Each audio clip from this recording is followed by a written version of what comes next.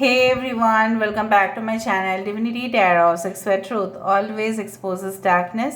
तो आज का जो टॉपिक है गाइस वो इस तरह से है कि आपके ज़िंदगी में अप्रत्याशित रूप से क्या आने वाला है। अप्रत्याशित मतलब सिर्फ अप्रत्याशित मतलब उसके बारे में शायद आपने कभी सोचा नहीं होगा या संभावना नहीं है बोल के आपने टाल दिया होगा। सो लेट्स फाइंड आउट। आज हम फिर से एक न्यू डेक को इंट्रोड्यूस करने वाले हैं।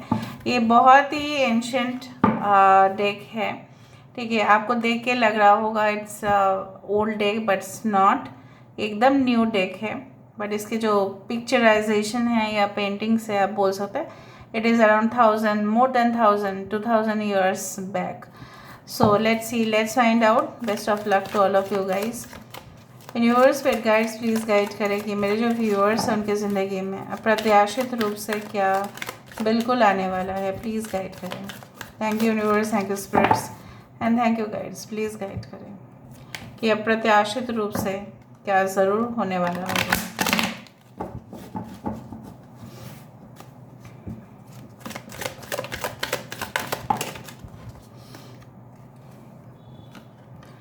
So we do have the prioritizing, okay, we do have the synthesis barrier.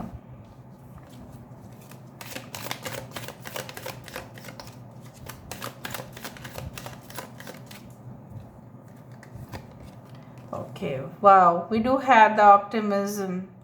It's called optimism. We do have the Luther play. यहाँ पे है हमारे पास हैबिटम, that is disguise.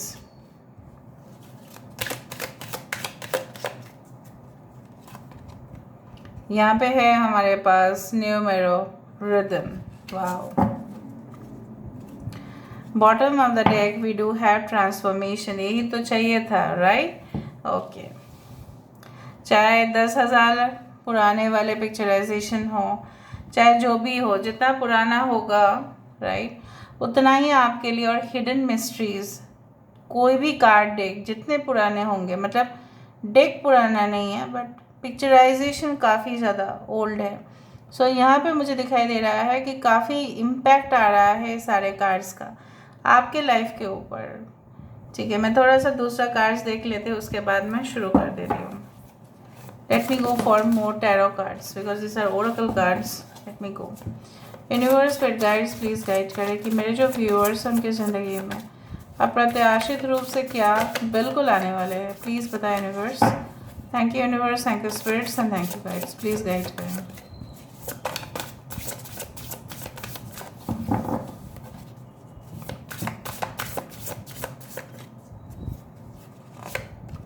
We do have the Four of Swords.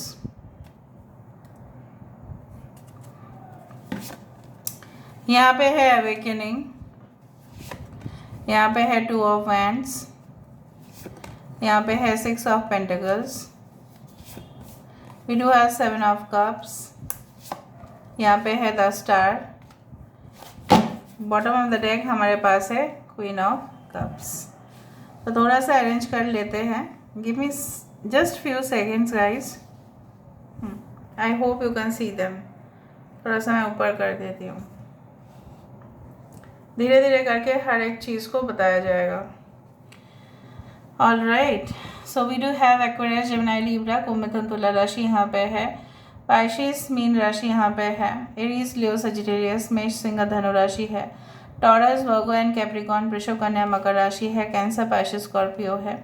The star. यहाँ पे रेवती नक्षत्र है, यहाँ पे रोहिणी नक्षत्र है, यहाँ पे शतभिषा नक्षत्र है, यहाँ पे पुष्य नक्षत्र है, यहाँ पे कृतिका नक्षत्र है, यहाँ पे रोहिणी नक्षत्र बहुत इम्पॉर्टेंट है। Alright, we do have the numbers which are important as 2, 6, 7, 17, 4, 2, 6, 7, 17, 4 and 12, ठीक है। ओके, सो मुझे यहाँ पे दिखाई दे रहा है कि पिछला वाला कुछ हिस्सा मैं बात कर लेती हूँ, आपके जो पहले वाला चीज़। और यहाँ पे ट्रांसफॉर्मेशन की कार्ड है। So basically transformation is regarded as a death card. So यहाँ पे 13 नंबर इम्पॉर्टेंट हो सकता है। सो बेसिकली मुझे आपको ये कहना है कि आप ना पास्ट में अपने से ज़्यादा लोगों के ऊपर सबसे ज़्यादा आस्था रखा करते थे, ठीक है। और आपको ऐसा लगता था कि क्यों नहीं सब लोग इकट्ठे मिलकर बहुत अच्छा काम कर सकते हैं, क्यों नहीं कर सकते। But all of a sudden आपने सिचुएशन को बहुत ज़्यादा ख़राब सिनेरियो में देखा, ठीक है। आपने देखा लोग जैसे भेष बदल रहे हैं, लोगों की नकाब जैसे, अभी भी आप देख रहे हो शायद, लोगों की नकाब जैसे दिन ब दिन और भी चेंज होता जा रहा है।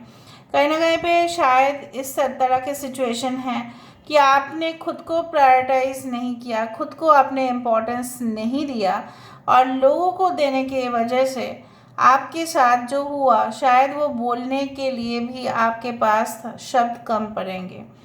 लेकिन आने वाले समय में मुझे यहाँ पे दिखाई दे रहा है कि you will focus okay more on the best side of your self. आप अपनी शक्ति, आप अपनी ऊर्जा, आप अपने नेचर, आप अपने हेल्थ को भी बहुत ज़्यादा प्रायोरिटाइज दोगे।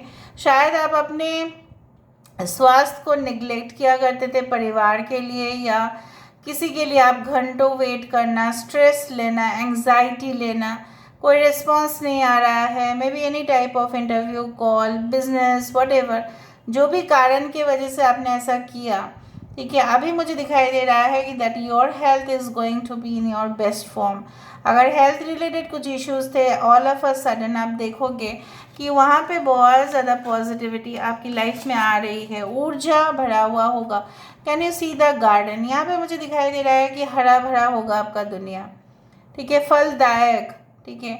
I can see the blossoming abundance, I can see the greenery in your zone. आपके जोन में हरियाली मुझे दिखाई दे रहा है।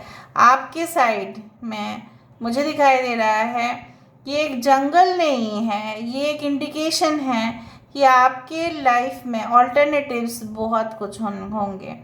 मुझे यहाँ पे दिखाई दे रहा है कि आपके सामने जो लोग भेष बदल कर आपसे फ़ायदा उठाने की कोशिश भी किए होंगे, उनका गिरना यहाँ पे तय है।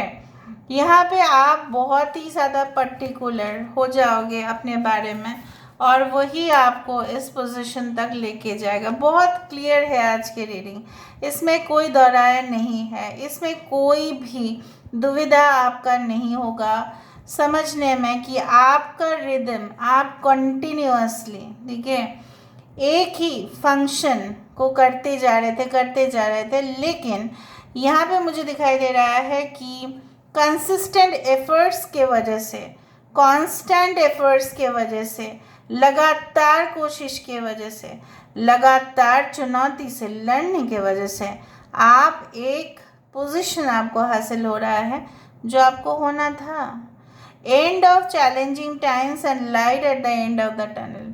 वो चैलेंजिंग टाइम जो है था आपका ख़त्म होगा। वो पीरियड एक टेस्टिंग पीरियड था आपके लिए। अभी क्या आ रहा है? With all your wish fulfilment. जो आपने सोचा था कि अरे काश ये हो जाए, प्लीज़ ये हो जाए, मेरा ये काम हो जाए, इसके साथ मेरा सही हो जाए रिलेशनशिप, वो मेरे साथ ऐसा ना करे, मैं दलदल में फंसते ही जा रही हूँ, मुझे निकालो वहाँ से। So you are asking for help, the help will be there, support system will be there.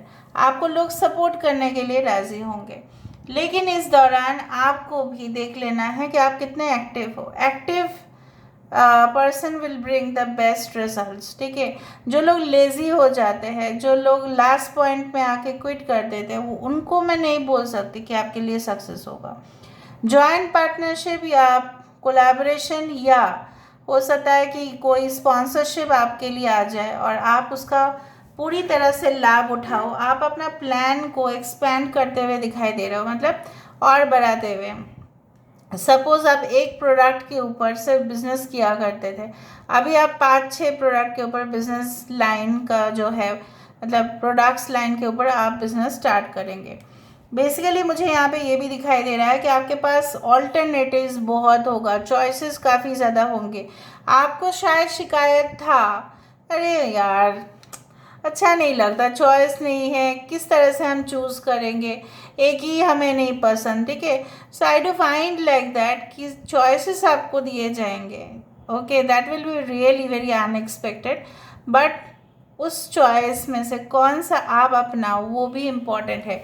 So taking a decision also is very important, and I do find like that कुछ लोगों के लिए शायद आपको क्लैरिटी नहीं था, but जब आप अपने ऊपर इनवर्ड जा रहे हो, जब अपने अंदर तक झांक रहे हैं, तब आपको पता चलेगा अरे ये सही रहेगा, यही होना चाहिए था।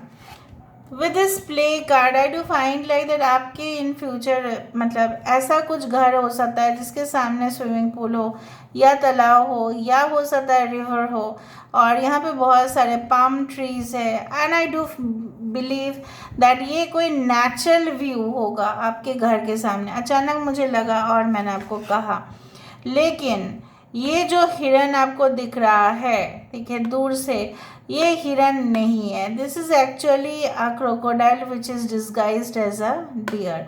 बेसिकली आपको ऐसा लग सकता है नहीं मैम तो ऐसा कैसे बोल रही, ये क्रोकोडाइल ही है जो आपको लग रहा है ये डियर है। सो बी वेरी केयरफुल, क्योंकि जब हमारे पास अनएक्सपेक्टेड चीज़ें आते हैं वही पैसेज लाइन से कुछ नेगेटिव भी आ सकता है। कुछ लोग भेस बदल कर फिर से आपकी ज़िंदगी में आके आपकी ऊर्जा को लेने की कोशिश कर सकते हैं, ठीक है।